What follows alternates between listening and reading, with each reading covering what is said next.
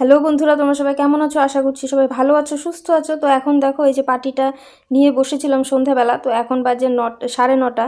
তো মেয়ে বলছে যে খাবার বসিয়ে দাও, তো রাতের বেলা খিচুড়ি রান্না হবে, সেই জন্য রান্না তো করতে একটু সময় লাগবেই। তো এখানে দেখো মেয়ে শুয়ে আছে, ঘুম পেয়ে গেছে অনেকক্ষণ থেকেই, মানে আজকে সারাদিন শোয়ার সময়ই পাইনি।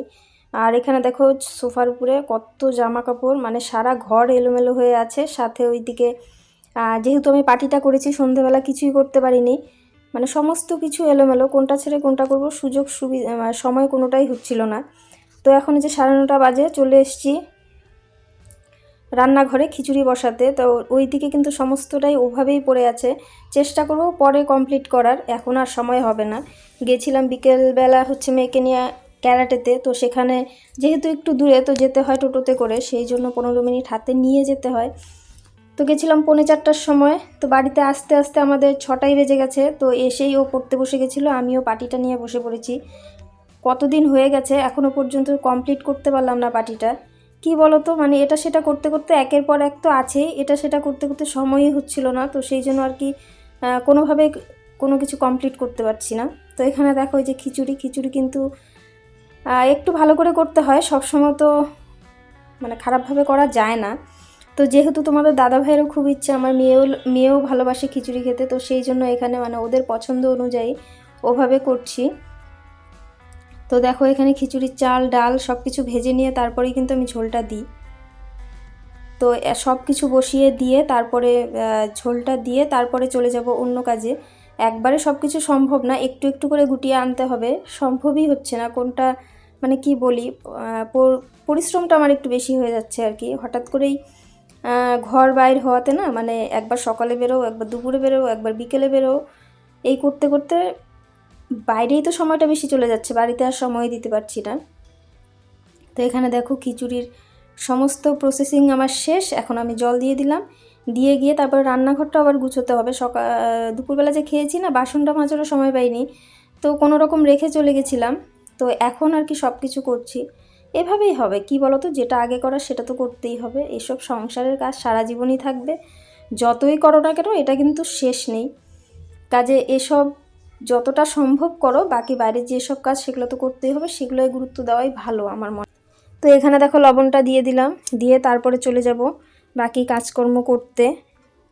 আর কি বলো তো, আজকে ভয়েসটা দিচ্ছি আমি দুপুরবেলা, কেন কি কালকে না দেওয়ার সময় পাইনি, তো সেই জন্য তোমরা তো দেখতেই পাচ্ছ কি পরিমাণ কাজকর্ম ছিল আমার, যেটার জন্য আমি সুযোগ সময় কোনোটাই পাইনি। আর ভয়েসটা যেহেতু দিনের বেলা দিচ্ছি, তো তোমরা আশেপাশে প্রচুর নানান ধরনের আওয়াজ শুনতে পারবে। আর যেহেতু আজকে সরস্বতী পুজোর দিন, মানে চারপাশে তোমার ওই মাইকও চলছে, সাথে আশেপাশে যেসব বাড়িগুলো আছে তাতে চিৎকার চেঁচামেচি সব কিছু তোমরা শুনতে পারবে। তো একটু সামান্য অ্যাডজাস্ট করে নিয়ে।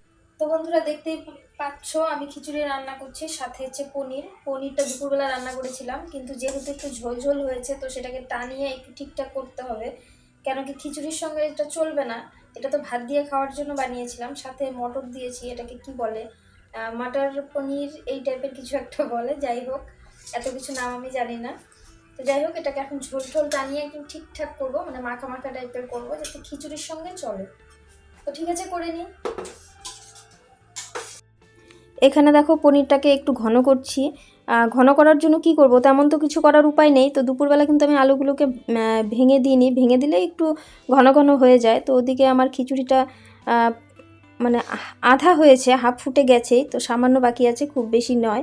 আর এখনকার খিচুড়ি কিন্তু নতুন চালের খিচুড়ি খেতে বেশ ভালো লাগে, শীতকালে তো বিশেষ করে খুবই ভালো লাগে। আর এবছর না সেভাবে করা হয়নি বলতে কি বলতো, যে সময় সুবিধা কোনোটাই হচ্ছিল না। এখন তোমরা হয়তো ভাববে যে খিচুড়ি করার আবার কিসের সময় লাগে, সময় তো একটু লাগে। আর কি বলতো, যখন তখন বেরিয়ে যাওয়া, এটা এখানে সেখানে যাওয়া, তো সেই জন্য কি হয়, ভাত সেভাবেই থেকে যায়। এখন এত কিছু রেখে দিয়ে তো আর খিচুড়ি রান্না করা যায় না, তো সেই জন্য আর কি হচ্ছিল না। আজকেও কিন্তু ভাত আছে, দুপুরবেলা তেমন খেতেই পারিনি, দুবার খাওয়ার কথা ছিল, খেয়েছি একবার, তো সেই ভাতটাকে রেখে দিয়ে তারপরে করছি। এটা আবার পরের দিন খেতে হবে, কিছুই করার নেই। আর এখানে দেখো আমার হয়ে গেছে, ওখানে হয়েই গেল সবটাই। তো এখানে যে খিচুড়ি আমার হয়ে গেছে, তো এখানে একটু সামান্য ঘি দিয়ে নামিয়ে নিলেই হয়ে যাবে। আর নতুন নতুন মেয়েকে ক্যারাটেতে দেওয়ার পরে ওর এতটা পরিশ্রম হচ্ছে, মানে ওখানে তো 1.5 ঘন্টা কন্টিনিউ লাফানো ঝাপানো চলেই। তো সেখান থেকে এসে বাড়িতে ক্লান্ত হয়ে যায়, যেটা না করলে নয় সেটাই করে। তো এসে তারপরে ঘুমটাও তাড়াতাড়ি পেয়ে যায়, খিদেটাও বেশি পেয়ে যায়। তো সেই জন্য আর কি এটাকে আগে কমপ্লিট করার চেষ্টা করছি, ওকে খাইয়ে দিয়ে শুয়ে তারপরে অন্য কাজ করব। আর এখানে দেখো যত কিছু তোমাদেরকে দেখালাম, মানে এত কিছু করতে গেলে মিনিমাম আমার 1টা তো বাজবেই। এখন ব্যাপার হচ্ছে যে 1টা পর্যন্ত আমি করব কি না, একদমই না। যতক্ষণ পর্যন্ত তোমাদের দাদাভাই না আসে ততক্ষণ পর্যন্তই করব। তারপরে যেটা পড়ে থাকবে থাকবে, আবার পরের দিনের জন্য। পরের দিন একটু চাপ আছে, কি বলো তো, পরের দিন আবার সরস্বতী পুজো, তো সেখানে মেয়েকে নিয়ে যেতে হবে। নিয়ে গেলে আবার কি ওখানে বসে থেকে তবু তো ভালো। এবছর মানে 2 দিন পড়াতে কি হয়েছে, দুপুরবেলাটা আমি অনেকটা সময় পেয়েছি। আর মেয়েকে তো একা একা তো কিছু করতে পারে না, সব কিছু রেডি করিয়ে দিতে হয়। ওকে শাড়ি পরাতে গেলে আমার প্রায় 1 ঘন্টা লেগে যায়। তার মধ্যে তোমরা তো জানোই আমি একদমই সাজি না। আর ওর তো একটু একটু ইচ্ছে হয় সবাই বন্ধু বান্ধবী সেজে আসে, তো তখন কি হয়, মানে ওর জন্য একটু তো করতেই হয়। আর যেহেতু আমি করি না, আমার অভিজ্ঞতাও একদম কম, তো সেই জন্য ওকে রেডি করতে কিন্তু আমার সময় একটু বেশিই লাগে। আরও কিন্তু সারা বছর সাজা গোজার কথা কিচ্ছু বলবে না, এই এক সরস্বতী পুজোর দিন। মানে কি বলো তো, ওদের ক্লাসমেট যত থাকে সবাই তো একটু একটু সেজেই আসে, একটু না একটু বেশিই সেজে আসে। তো তার মাঝখানে ও যখন যায় না তখন ওরও একটু খারাপ লাগে, সেই জন্য। তো ওখানে দেখো মেয়েকে খাওয়ানো কমপ্লিট হয়ে গেছে, এখন চলে এসেছি বিছানাটা আগে করব, করে ওকে কমপ্লিট সব কিছু করে দিয়ে তারপরে বাকি কাজকর্ম আমি করব। তো প্রচুর জামা কাপড় ওখানে হয়েছে। আর কি বলো তো, এখন এখানে যাচ্ছি তখন সেখানে যাচ্ছি, তো জামা কাপড়ও কিন্তু অটোমেটিক একটু বেশি হয়ে যাচ্ছে। আর অপেক্ষায় আছি কতদিনে গরমটা আসে, কেন কি তাতে একটা জিনিস থেকে নিস্তার পাওয়া যাবে, জামা কাপড়টা একটু কমে আসবে, তাতে করে এত পরিশ্রম আমার অনেকটাই কমে যাবে।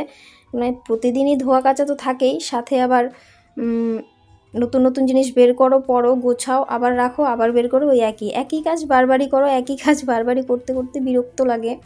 আর তোমাদের দাদা ভাই যেসব কাজ করে তাতে প্রচুর পরিমাণে নোংরা হয়। নোংরা তো হবেই বলো, আটা ময়দা তেল এসব সবসময়ই লাগে, তো মানে রোজেরটা রোজই ধুতে হয়। তার মাঝখানে যদি কোনো একদিন সূর্যি মামার দেখা না মেলে, সেই দিন তো তোমরা জানোই আমার পরিস্থিতি কী হয়, ইস্তারি দিয়ে গরম করতে হয়। কিছু করার নেই। তোমরা হয়তো ভাববে যে কেন জামা কাপড় কি বেশি নেই নাকি, সত্যিই নেই। আমরা জামা কাপড়টা একটু কমই কিনি, তার মধ্যেও এই পরিমাণ জামা কাপড় মাঝে মধ্যে মনে হয় এসবও যদি না থাকতো তাহলে বুঝি আরও ভালো হতো। কোথাও গেলে জামা কাপড় নেই, কিন্তু বাড়ি পরার মতো প্রচুর আছে। তো এখানে দেখো মেয়ের সমস্তটা রেডি করে দিয়েছি, মশারিটা এখনও টাঙাবো না, কেন কি মশারিটা যদি টানানো হয়ে যায় না, তো তার পরে বারবার ওঠানামা করতে করতে ওই মশা ঢুকেই যায়। তো ওর যতক্ষণ ইচ্ছে, ওর আবার একটা ব্যাপার থাকে, যতক্ষণ ও না ঘুমোবে ততক্ষণ ওর এটা সেটা লেগেই থাকে, কখন কি বলবে না বলবে বারবার ভেতরে ঢুকে করা যায় না। সেই জন্য এটা পরে করব, যখন ঘুমিয়ে পড়বে তারপরে। তো বন্ধুরা, ভিডিওটা কেমন লাগলো, ভালো লেগে থাকলে লাইক কমেন্ট শেয়ার করো, আর যারা চ্যানেলে নতুন আছো চ্যানেলটাকে সাবস্ক্রাইব করো। ভিডিওটা আর বেশি দূর টানবো না, ভিডিওটা আজকের মতো এখানেই শেষ করছি। দেখা হচ্ছে পরের ভিডিওতে, ততক্ষণের জন্য তোমরা সবাই ভালো থেকো, সুস্থ থেকো, এভাবেই আমার পাশে থেকো, আমাকে সাপোর্ট করো। আর এর পরের ভিডিও চেষ্টা করব দেওয়ার সরস্বতী পুজোর। তোমাদেরকে তো এর আগের ভিডিওতে বলেইছি যে ওর যে স্যার সে অসাধারণ ঠাকুর বানায়, তো চেষ্টা করব সেটাকে দেওয়ার। তো সেই জন্য একটু আগের থেকেই যেতে হবে, চেষ্টা করছি, জানি না কতটা সম্ভব হবে। তো ঠিক আছে বন্ধুরা, টাটা।